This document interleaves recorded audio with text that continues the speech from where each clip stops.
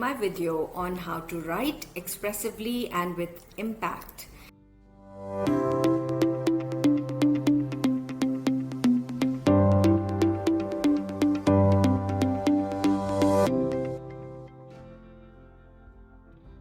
Hi everyone, welcome once again to my video on how to write expressively and with impact and to enjoy the writing process.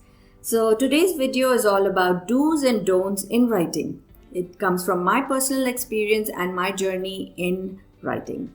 So here I'm going to start with 5 do's and then later 5 don'ts. So I'm starting with the do's. The first do read and learn from other authors. As a writer, books are not just for enjoyment, but to learn techniques of writing from others who are more professional and experts. So ask yourself, why does a writer's work create an impact in your mind? Why does it evoke certain emotions? See how they express themselves. What are the techniques they use in their writing style? And read like a writer, not like a reader. That way you will learn their techniques in writing. Point number 2, do be organized. Writers have a lot of notes all over the place, at least I do. I use a lot of scrap paper to jot down ideas in old discarded calendar diaries, and they're not very organized. So very often we forget them. When I'm in the middle of a writing process, I need to refer quickly so that I don't lose my train of thought or break my creative flow. But if I'm disorganized, then I'm just busy searching through all my notes and I can't find it, and then I get very irritated. So I would recommend collect the information, all the research material that you have, put them together neatly in a notebook where you can look at them and search for them easily, and they are easily accessible, or on your laptop. So don't just lose your wonderful ideas in a pile of notes. So do organize yourself. Now, point number 3, do take your writing seriously. Writing is fun, no doubt, and it is also an art form from which I respect.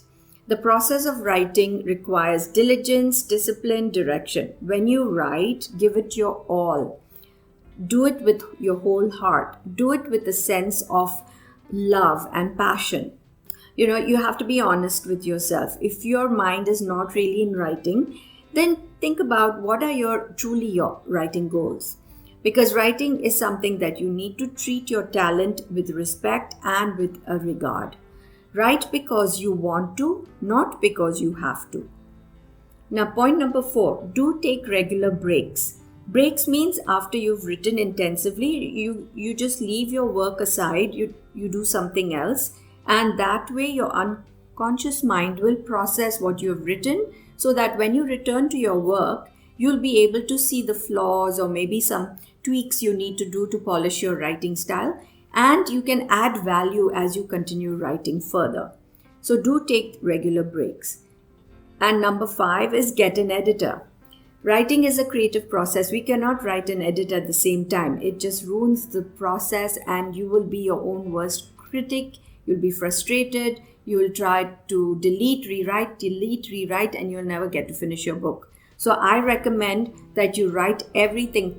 Don't even think about the grammar or the sentence structure. Just flow with the words. Just let it unfold. Let it all come out on the page. And then slowly you can edit and rewrite. Later on, do get an editor to have a look at your work, because very often after we submit our work to editors, they will be able to give us a fresh viewpoint on what needs to be rewritten or edited, or they'll give us good feedback. So trust me, having an editor is a very good investment. 5 don'ts.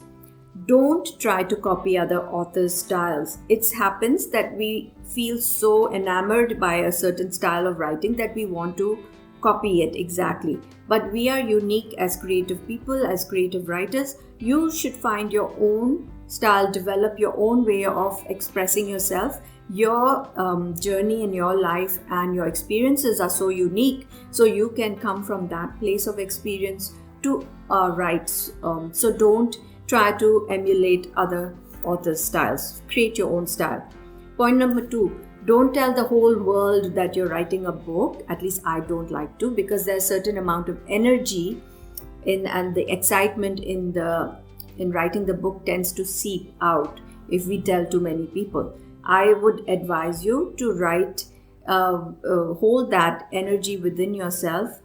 Don't tell too many people. Just write it in a way that you can continue writing without worrying what other people think, because then you will have that pressure of trying to be somewhat to try and keep up with what you have said earlier to people. So don't tell the whole world. After you've written your book, you can share it. I personally, after the book is published, then only I prefer to share it on social media.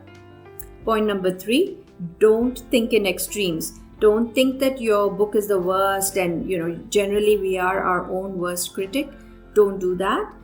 Don't think that your work on the opposite part of the spectrum, don't think it's the best work in the world. There are many books out there. So keep a check on your emotions and don't think in extremes.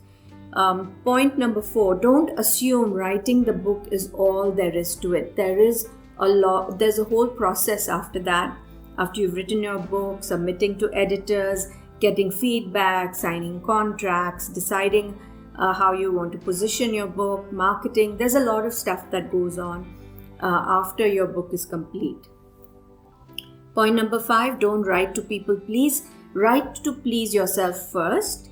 The world wants to know your story that comes from your heart and from your lens of experience. So don't be a copycat. Write from a place of passion and love and authenticity.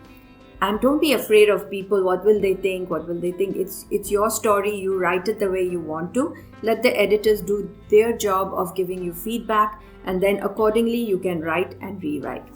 But do share your powerful story. Don't hesitate to write and enjoy the process. If you've enjoyed watching this video, please do like, subscribe, and do share. Thank you.